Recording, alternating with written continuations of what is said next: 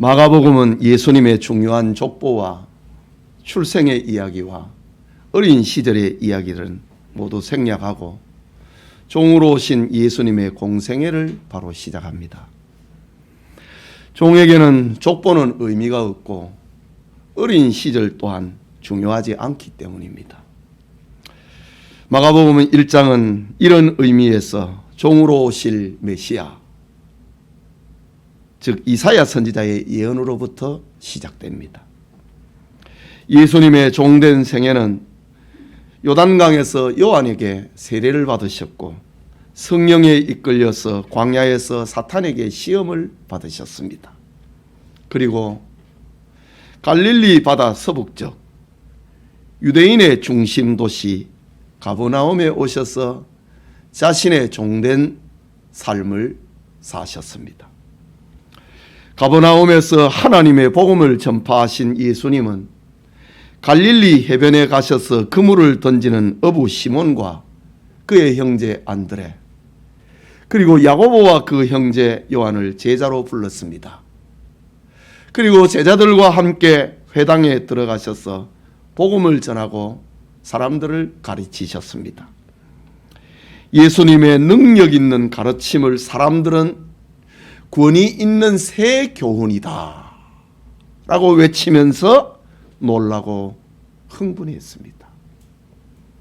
오늘 읽은 본문의 말씀은 회당에서 복음을 전하신 예수님께서 나와 이제 막 제자로 부름을 받은 시몬의 집을 찾아가시는 이야기를 기록한 것입니다. 시몬은 이미 결혼했고 아내와 장모 그리고 제자로 같이 부름을 받은 동생 안드레와 함께 살고 있는 어부의 집이었습니다. 이 시간 시몬과 그의 장모라는 제목으로 하나님의 말씀 받고자 합니다. 말씀을 듣는 우리 모두에게 하나님의 은혜의 역사가 함께 하기를 소원합니다. 오늘 말씀에서 먼저 생각하고자 하는 것은 근심 중에 제자로 부름받은 시몬의 모습입니다. 본문 29절과 30절에 회당에서 나와 곧 야고보와 요한과 함께 시몬과 안드레의 집에 들어가시니 시몬의 장모가 열병으로 누워 있는지라 사람들이 곧 그 여자에 대하여 예수께 여짜온대 라고 합니다. 회당에서 말씀을 전하신 예수님께서는 갓 부름받은 제자 시몬의 집에 가자고 하십니다. 그때에 처음 부름을 받았던 야고보와 요한까지 시몬과 안드레의 집에 같이 가게 됩니다. 시몬은 부자도 아니고 유명한 사람도 아니었습니다. 그는 회당장도 아니고 뛰어난 서기관도 아니었습니다. 그런데 이 위대하신 예수님께서 자기 집을 방문하신다니 너무 좋았습니다. 이미 시몬은 자기 집에 예수님이 오시기 전에 회당에서 예수님의 가르침을 들었습니다. 예수님의 가르침 앞에 그리고 귀신을 쫓아내시는 예수님의 능력 있는 가르침 앞에 가버나움의 온 사람들이 놀라고 충격을 받고 권위 있는 새 교훈이다 외치는 소리를 시몬은 들었습니다. 그 예수님께서 그 설교를 마치고 그 회당 사역을 마치시고 시몬에게 너희 집에 가자 라고 말씀하십니다. 이때 시몬이 얼마나 기뻤겠습니까? 그런데 시몬에게는 난처했습니다. 자기 집에 병든 장모가 병상에 누워 계셔서 병수발을 하는 그의 가정이었기 때문에 이 위대하신 예수님을 접대할 수 있는 아무 준비가 갖추어져 있지 않았기 때문입니다. 우리는 여기서 생각할 것이 있습니다. 시몬이 주님께 제자로 부름을 받았지만은 아직까지 자기 집안 문제도 해결되지 않았다는 겁니다. 자기가 모시고 있는 장모가 열병으로 인하여서 사경을 헤매고 있는 중에 시몬은 제자로 부름을 받아서 예수님을 따라 그의 첫걸음 가버나움의 회당에 들어갔습니다. 오늘 이 이야기는 우리에게 무엇을 말하고 있습니까? 하나님의 자녀가 되고 제자가 되었어도 환난에서 면제된 사람은 없다는 사실입니다. 아무리 선한 의도를 가지고 새로운 출발을 해도 육체 가운데서 겪는 시련은 피할 수 없다는 사실을 알려줍니다. 아무리 좋은 목적을 위하여서 출발을 했는데 시몬처럼 육체의 시련은 여전히 있을 수 있다는 것을 알려주고 있습니다. 그렇기 때문에 은혜로 주의 일을 시작을 해도 육체의 질병과 고통 그리고 사망은 우리의 집에 머물 수 있다는 사실을 우리는 기억해야 하는 겁니다. 어떤 사람들은 질병과 환난과 죽음을 마귀에게 속한 것이라고 해버립니다. 어떤 사람들은 극한 가난과 고난이 죄를 지었기 때문에 온 것이라고 말하기도 합니다. 그러나 이런 가르침은 성도들의 영혼을 황폐하게 만들고 더욱 고통스럽게 만들고 성도들의 영혼을 더욱 혼란스럽게 만드는 마귀의 참소이고 마귀의 소리에 불과한 것입니다. 주님은 죄 아래 놓여 있는 세상은 이미 사망과 곡성이 진동하고 있는 세상이라고 말씀을 하셨습니다. 그래서 예수님께서는 당신의 제자들이 죄와 사망이 주장하고 있는 이 세상에 소망을 두지 말고 천국을 소망하면서 살아갈 수 있도록 주님께서는 자주자주 말씀하셨습니다. 히브리서 13장 14절에도 이렇게 기록합니다.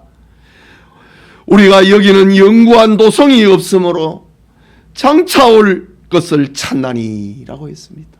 이 땅에서는 성도들이라 할지라도 마음 놓을 수 있는 영원한 도성은 없다는 겁니다.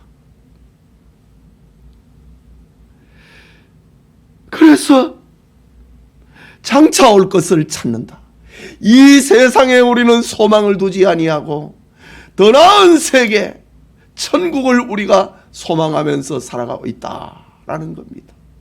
예수님을 믿고 난 다음에 우리의 집이, 우리의 일터가 천당처럼 된다면 천국을 소망하겠습니까? 여전히 우리가 예수님을 믿어도 시몬처럼 예수님의 제자가 된다 할지라도 그 집안에 우환은 있을 수 있다. 그것을 우리에게 말을 하고 있습니다.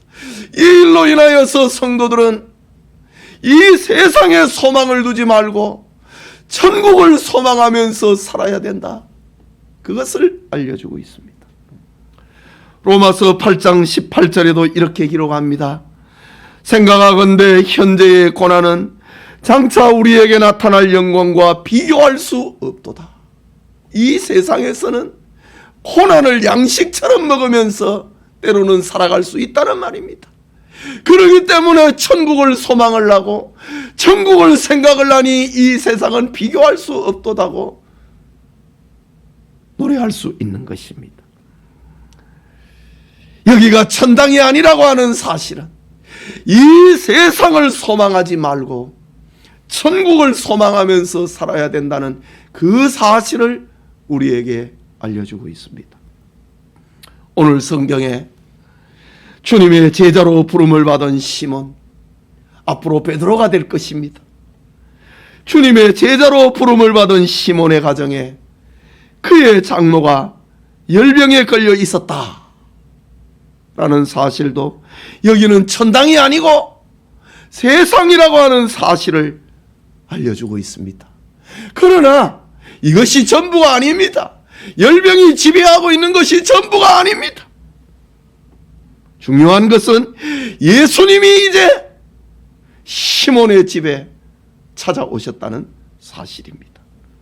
예수님께서는 인간이 겪는 삶의 문제를 해결해 주실 것이기 때문입니다.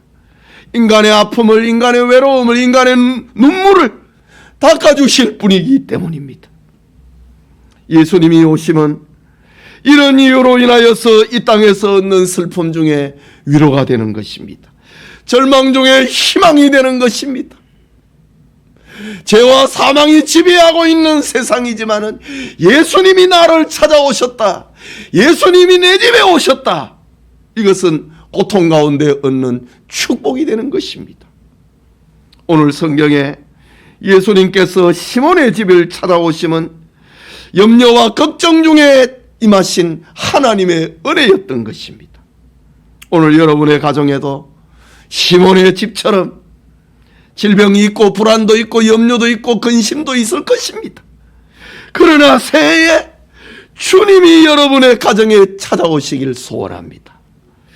주님이 여러분에게 찾아오심으로 슬픔 중에 위로를 얻고 근심 중에 평안을 얻는 은총의 역사가 임하기를 소원합니다.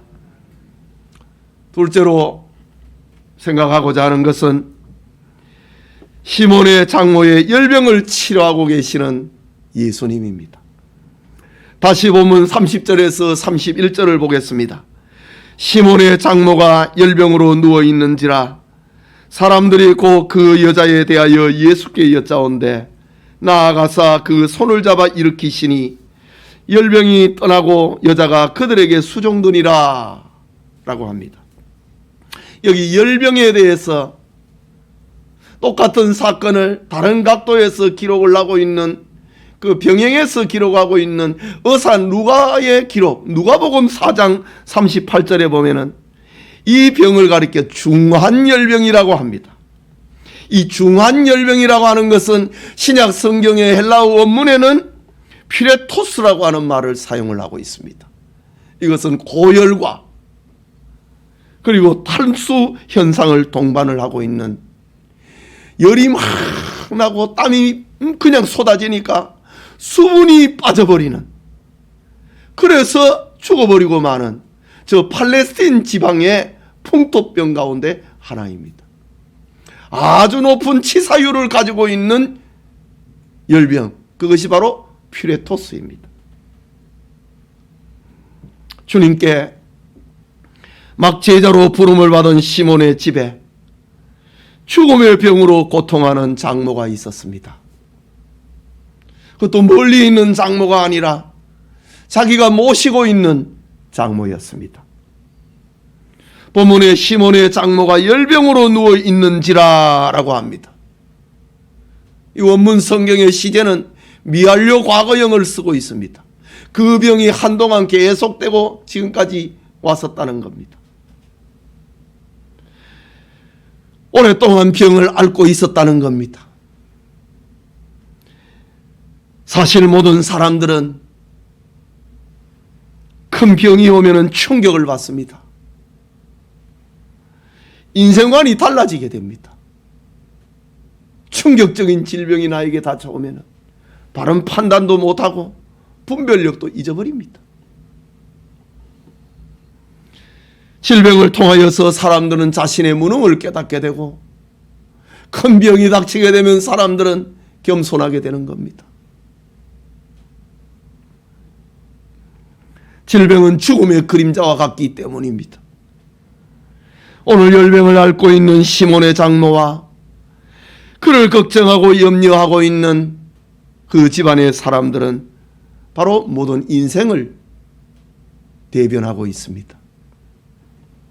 모든 인간은 이처럼 질병 앞에 무능력하고 걱정하고 절망하고 두려움 가운데서 살게 된다는 말입니다. 그런데 예수님께서 시몬의 집에 오셨습니다. 오늘 성경을 보면은 나아가사 그 손을 잡아 일으키시니 라고 합니다. 시몬의 장모가 열병으로 누워있는지라 사람들이 곧 그 여자에 대하여 예수께 여짜온대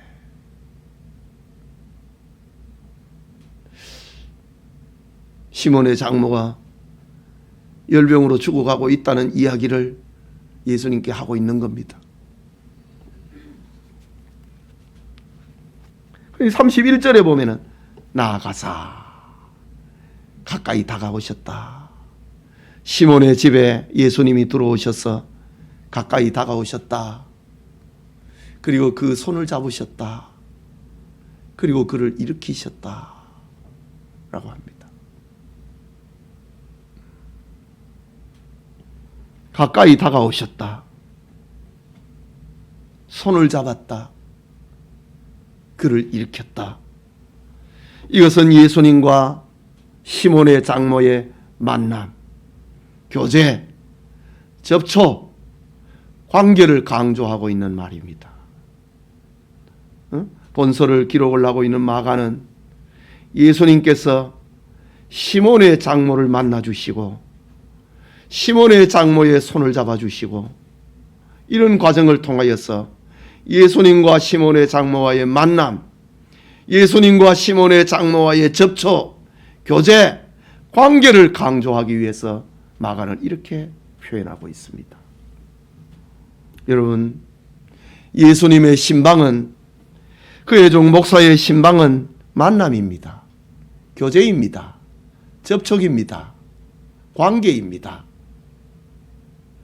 그러니 신방이 얼마나 중요한 것인가 말입니다. 교제가 없고 만남이 없고 접촉이 없고 관계가 없으면 그거는 목자와 양의 관계가 아닙니다. 이 땅에 종으로 오신 예수님의 사역은 찾아오셨다. 손을 잡아주셨다. 일으켰다.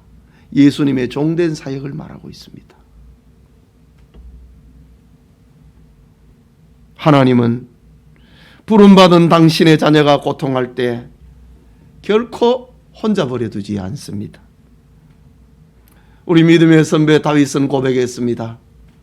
내가 사망의 음침한 골짜기로 다닐지라도 해를 두려워하지 않을 것은 주께서 나와 함께 하심이라. 주의 지팡이와 막대기가 나를 안위하시나이다 라고 고백했습니다.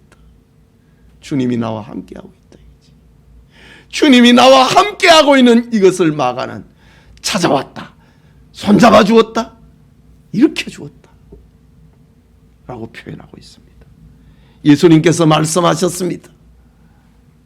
내가 세상 끝날까지 너희와 항상 함께 있을 것이라.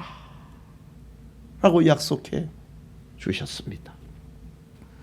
오늘 성경을 보면은 예수님이 오셔서 침상에 누워있는 시몬의 장모의 손을 잡고 일으켰습니다. 그랬더니 열병이 떠나갔습니다. 예수님이 시몬의 장모를 치료해 주신 것입니다. 두려움과 절망을 없애준 것입니다. 건강하게 해주셨습니다.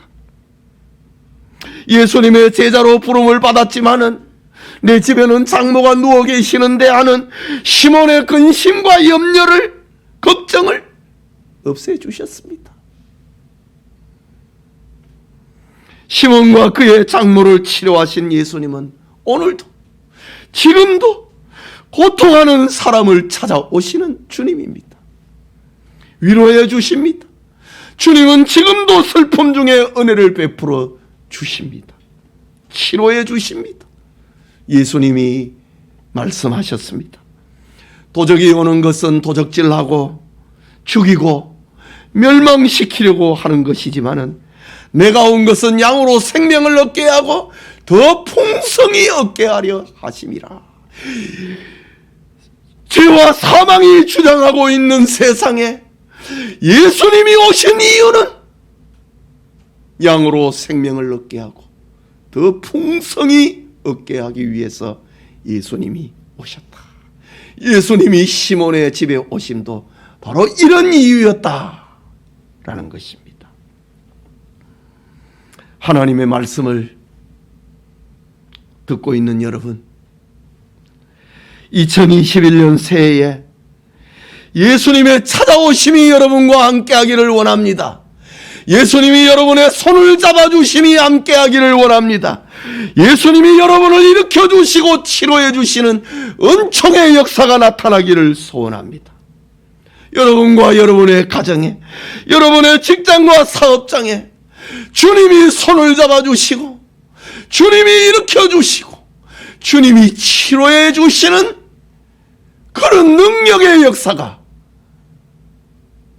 예배드리는 우리 모든 교우들에게 함께하기를 소원합니다. 마지막으로 치료받은 시몬의 장모의 삶입니다. 안식일이 되었음에도 자유와 건강을 누리지 못하고 참된 안식을 누리지 못하는 시몬의 장모가 이제 일어났습니다. 평화가 찾아왔습니다. 이전에 느끼지 못했던, 이전에 경험하지 못했던 전혀 새로운 기쁨이 그의 마음에 찾아왔습니다. 자신을 치료해 주시는 분이 예수님이라는 사실을 알았습니다. 그 예수님은 보통 선생이 아니고 하나님의 아들이라는 사실을 알았습니다. 이제 장모는 예수님을 위해서 무슨 일이라도 해야만 했습니다. 본문 31절이 그것을 기록하고 있습니다. 나아가서 그 손을 잡아 일으키시니 열병이 떠나고 여자가 그들에게 수종드니라 라고 합니다. 수종들었다 라고 합니다. 여기 수종을 가리키는 말, 헬라 말은 디아코네오라고 하는 말입니다.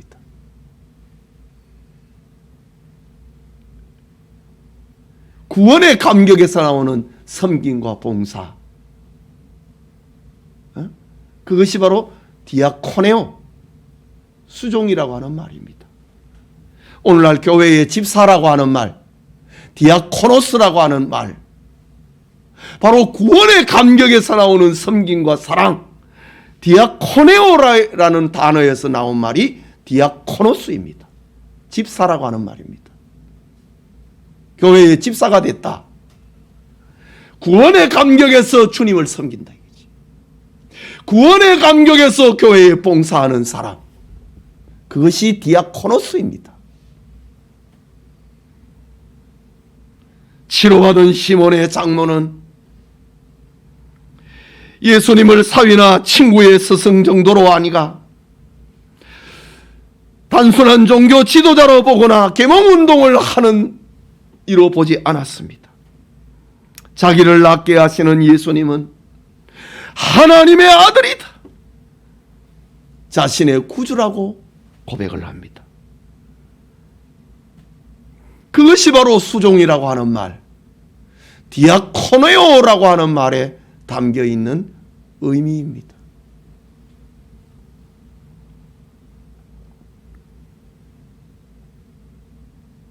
시몬의 장모는 이제 구원의 감격으로 예수님께 수종들었습니다.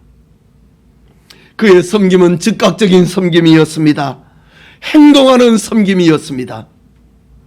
은혜를 체험을 하고 회심을 하면은 일주일 후에, 한 달 후에, 1년 후에, 다음에 이것이 아니고 즉각적인 섬김이 따라온다는 것을 알려주고 있습니다. 이것이 마가가 기록을 하고 있는, 성경을 기록하고 있는 의도입니다. 목적입니다.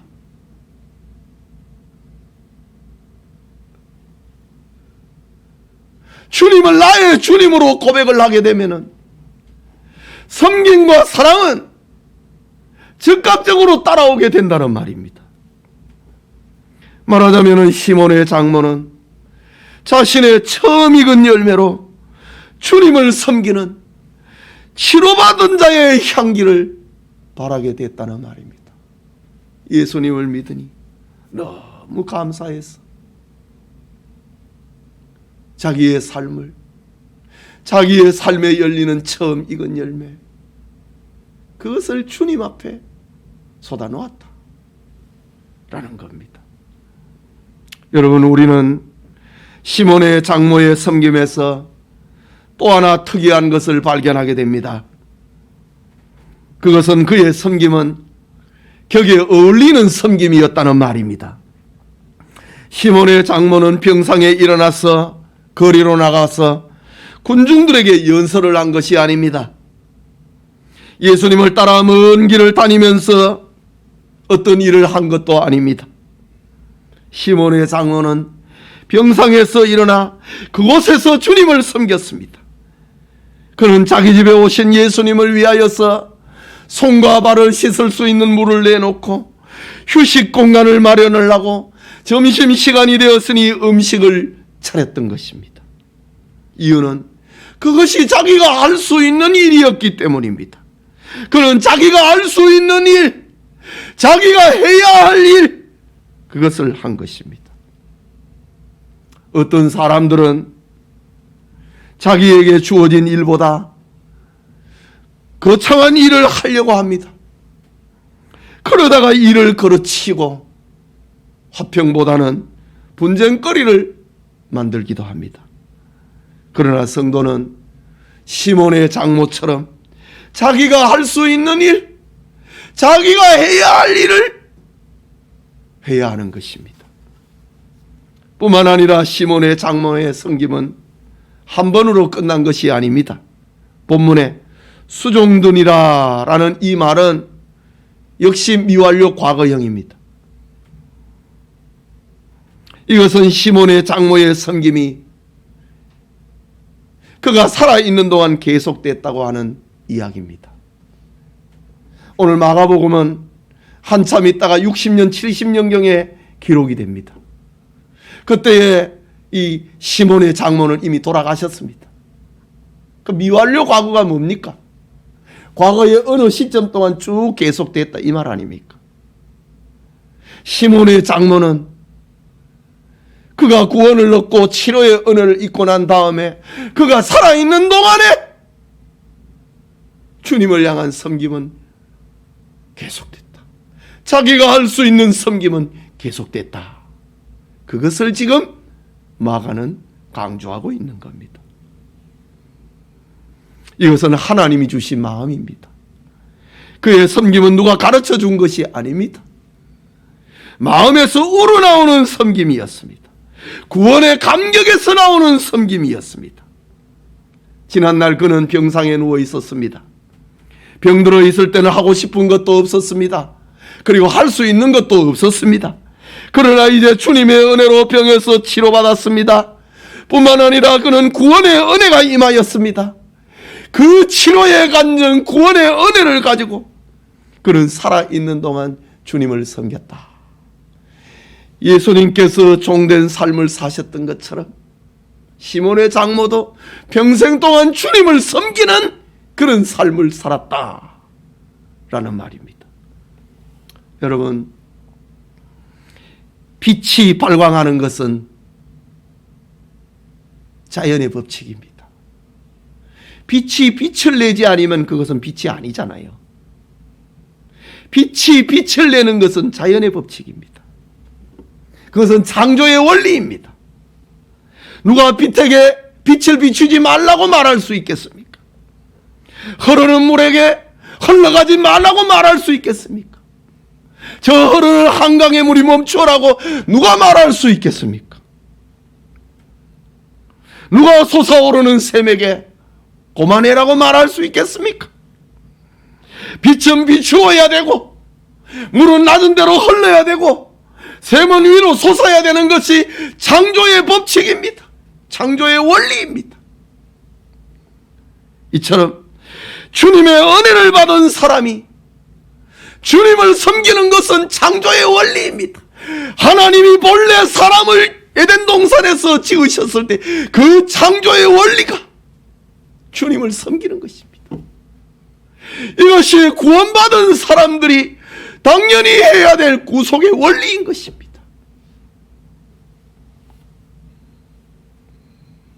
저는 지난 한 주간에 기도 시간을 보내면서 초기 한국교회의 신앙의 인물들의 전기에 대해서 여러 편을 읽었습니다. 우리나라에 찾아오신 마포 섬열 목사님, 그리고 처음 저 제주도로 파송을 받았던 이기풍 목사님, 길선주 목사님, 그리고 김흑두 목사님, 여러 목사님들의 전기를 읽으면서 참 제가 감동을 받고 있는 것은 다 주님을 만난 사람들의 이야기라는 겁니다. 주님을 체험한 사람들의 이야기라는 겁니다. 주님을 만나고 주님을 체험한 사람이 집사가 되고 권사가 되고 장로가 되고 목사가 되어가지고 아무것도 없는 이 불모지 우리나라 땅에서 주님의 교회를 세웠다는 사실입니다.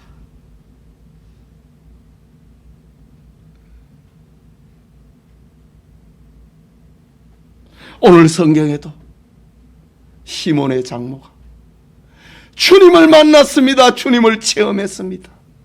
그 은혜에 감격하여서 그는 주님을 섬겼던 것입니다. 이것이 2000년 기독교회의 역사고 한국교회의 역사인 것입니다. 주님을 만난 사람들의 이야기, 그것이 바로 교회라고 하는 것입니다. 교회를 그냥 보면 안 됩니다. 주님을 만난 사람들의 이야기가 담겨 있는 곳, 그것이 바로 교회입니다. 오늘날 성도라고 하면서 주님을 따르는 제자라고 하면서 침묵하고 있는 교인들이 간혹 있습니다. 예수님께서 율법의 저주에서 구원해 주셨는데, 예수님께서 죽음과 지옥에서 우리를 구원해 주셨는데 어떻게 잠잠할 수가 있겠습니까? 만일 여러분이 주님을 위해서 아무 일도 하지 않고 있다면 주님의 사랑과 주님의 은혜를 맛을 알지 못한 사람일 것입니다. 주님을 아는 사람, 주님의 은혜를 체험한 사람은 가만히 있을 수 없게 돼 있습니다. 빛이 비추는 것처럼, 물이 아래로 흐르는 것처럼, 이것은 창조의 원리고 구속의 원리이기 때문입니다. 사랑하는 성도 여러분, 온라인으로 예배드리고 있는 우리 교우 여러분, 주님의 제자로 부름을 받았으나 시몬에게는 큰 걱정거리가 있었습니다. 자기가 모시는 장모가 죽음에 이르는 열병에 걸려 있었기 때문입니다. 예수님의 처음 제자 시몬, 예수님이 이름을 고쳐주시지요. 베드로라고. 예수님의 처음 제자 시몬도 어쩔 수 없는 우리와 같은 인간이었습니다.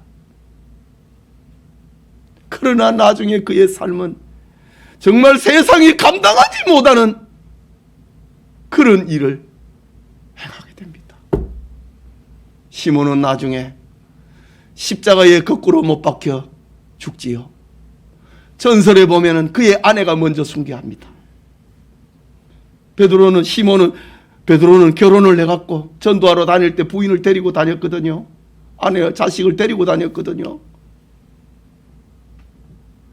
로마 교회에서 베드로가 결혼을 안 했다는 건 거짓말입니다. 성경에 이 얘기하고 있는데, 그런데 시몬의 아내가 먼저 죽습니다. 순교당합니다. 그때 남편 베드로가 예수님을 생각하고 아픔을 참아라, 이렇게 권면을 했다고 합니다. 그리고 나중에 시몬도 베드로도 십자가에 거꾸로 못 박혀 죽습니다. 주님의 은혜가 아니면 이거 못하는 겁니다. 주님을 만난 사람들의 이야기가 이 일을 만들어내는 겁니다.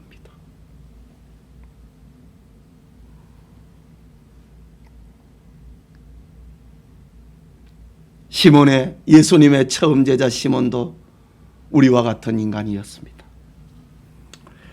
그러나 시몬에게 소망이 있었습니다. 그 능력의 예수님께서 자기 집에 오셨기 때문입니다. 초라한 자기의 집이지만은 예수님이 오셨습니다. 예수님이 시몬의 집을 찾아오시면 시몬의 집에 저 하늘을 향하는 사닥다리가 놓여 있는 것과 같았습니다. 예수님이 나를 찾아오셨다. 예수님이 여러분의 집을 찾아오셨다. 그것은 거기가 하늘의 문이 열리는 사닥다리가 놓여있는 장소입니다. 주님이 오시면 기적이 일어납니다. 치료가 일어납니다. 그리고 치료와 구원에 감격하고 있는 섬김과 봉사는 자동적으로 따라오게 되는 것입니다. 역동적인 삶의 변화가 일어나는 것이 주님을 만난 사람들의 이야기, 교회의 이야기입니다. 계속되는 본문 32절 이후를 보면은 그날 저녁에 시몬의 집은 온 동네 사람들이 모여들고 온갖 병을 치료받는 축복의 집이 됩니다. 예배드리는 성도님, 여러분이 구원의 은혜에 감격을 한다면은 예수님은 여러분의 섬김을 기뻐하십니다. 주님과 상관없는 자의 섬김은 주님의 의미가 없습니다. 내가 온 것은 양으로 생명을 얻기 위해서 왔는데, 주님은 니고데모와 같은 왕궁 신하의 섬김도 받으시지만은 노구의 몸을 가지고 있는 시몬의 장모의 섬김도 기쁘게 받으시는 분입니다. 주님께서는 귀족 아리마대 요셉의 섬김, 그의 무덤도 사용을 하시지만은 길에서 구걸하던 소경거지 바디모요의 섬김도 기쁘게 받으시는 주님입니다. 2021년에 주님께서 시몬의 집을 신방하신 같이 여러분의 집에 오시기를 소원합니다. 주님께서 시몬의 장모의 열병을 고쳐주신 것처럼 여러분의 열병을 고쳐주시기를 소원합니다.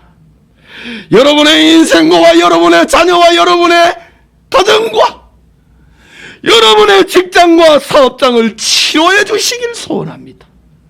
그리고 구원의 결과를 가지고, 치료의 결과를 가지고 주님을 많이 사랑하고 주님의 몸된 교회를 많이 섬기는 보은의 삶이 충만하기를 축원합니다. 우리 같이 기도합시다. 말씀을 받았습니다. 금년 한 해 동안에 주님이 내 집에 찾아오시고 주님이 나를 찾아오셔서 하늘이 열리는, 하늘을 향한 사닥다리가 놓여있는, 저 야곱이 벳델에서 하늘에 놓여있는 사닥다리를 본 것처럼